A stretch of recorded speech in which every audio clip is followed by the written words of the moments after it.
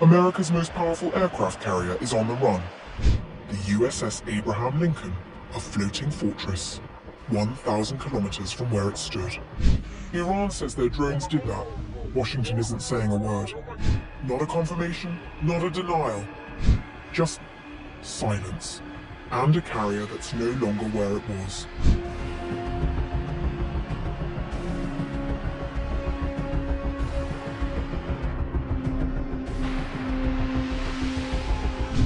As the war between Iran and the US-Israel coalition rages on, Tehran has had a huge moral victory. According to the IRGC, Iranian drones struck the USS Abraham Lincoln, forcing the carrier and its accompanying destroyers to withdraw more than 1,000 kilometers from Iran's waters in the Sea of Oman. The IRGC's Khatam al-Anbiya headquarters said the Revolutionary Guards Navy targeted the carrier as it was close to within 340 kilometers of Iran's maritime borders. The Pentagon has not confirmed the strike or commented on the carrier's movements.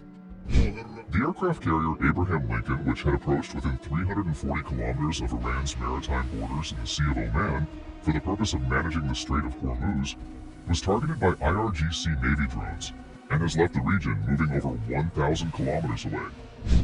It is not the first time Iran has claimed to have hit Lincoln. Earlier in the conflict, the IRGC said 4 ballistic missiles had struck the vessel. Washington dismissed that claim, saying the missiles never came close. Iranian state television has aired no footage to support either assertion. What is not in dispute is that the Lincoln has been operating in the Sea of Oman as part of a broader US military buildup since the war began on March 1st. A confirmed strike on the carrier would mark a significant escalation, pushing the conflict squarely into open waters. The carrier claim was part of a wider operational update on March 5th, in which Iran detailed strikes across multiple fronts. Shah ballistic missiles were fired at Ben Gurion Airport in the 19th wave of Operation True Promise 4. Iranian drones also hit Camp Udairi in Kuwait, while IRGC ground forces struck what Tehran described as American positions in Erbil, in Iraqi Kurdistan. Iran's ground force continued its operations against American terrorists stationed in Iraqi Kurdistan, targeting their headquarters in Erbil with drones. The Aerospace Force of the Islamic Revolutionary Guard Corps, in the 19th wave of Operation True Promise 4, with the code Ya Hassan ibn Ali, fired Shah ballistic missiles equipped with heavy warheads toward Ben Gurion Airport. The IRGC ground force also targeted American terrorist positions in the Iraqi Kurdistan region during this 19th wave with suicide drones. In total, Iran says more than 2,000 drones and 600 missiles have been fired across 20 waves of attacks since the war began, with Tehran warning the pace of strikes will intensify in the days ahead.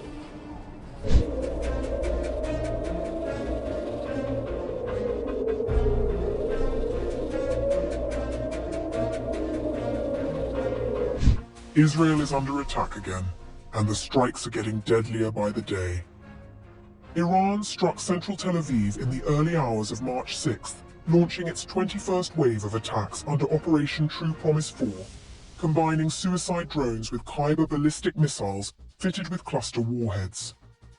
AFP reported 2 near-simultaneous waves of explosions shaking the city, with rocket trails visible as far north as Netanya. Eyewitness accounts and international media confirmed widespread building damage. The Khyber missiles employed a sub-munition tactic that Israel has been tracking throughout the conflict. Alleged footage from central Israel had already captured the weapons in action, showing what the Israeli military identified as cluster bomb sub-munitions raining down during a ballistic missile attack. Each warhead opens mid-air, releasing around 20 smaller munitions carrying roughly 2.5 kilograms of explosives each, scattered across a radius of up to 8 kilometers. The design is built to overwhelm air defenses, and on March 6th, Iran's military said it did exactly that, with Iron Dome and David's Sling both unable to keep pace.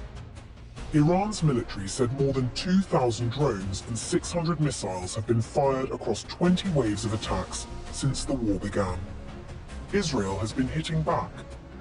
An Israeli military spokesperson told a briefing that the IDF has struck 700 targets inside Iran, destroying or disabling 300 of Iran's estimated 450 missile launch platforms. The Air Force has logged more than 7,000 operational hours and 110,000 reservists have been mobilized. The Israeli Air Force pilots have so far carried out 2,500 strikes and dropped more than 6,000 munitions. Within 24 hours, our pilots paved the way to Tehran. We destroyed about 80% of the Iranian air defense systems, and we achieved almost complete air superiority in the skies of Iran. Thanks to this, and thanks to high-quality intelligence, we are attacking the ballistic missiles that pose a direct threat to the citizens of the State of Israel. We have neutralized and destroyed more than 60% of the ballistic missile launchers. But the numbers that concern Israel most are the ones still to come. Before the June 2025 conflict, Iran held roughly 3,000 ballistic missiles. Many were used or destroyed in that war, but Tehran rebuilt quickly, entering this conflict with an estimated 2,500. At current production rates, the spokesperson warned that number could reach 8,000 by 2027. By Saturday, when Operation Lion's Roar began, it had managed to rebuild 2,500 missiles through renewed and mass production. If this trend had continued, the regime could have reached 8,000 ballistic missiles by 2027. The IDF, however, has presented no proof of the claims. Whether the IRGC is actually capable of producing that many missiles remains to be seen. But for now, whatever little they have at their disposal has proven quite effective. 12 Israeli civilians have been killed and more than 370 wounded in Iranian missile strikes on residential areas since the war began.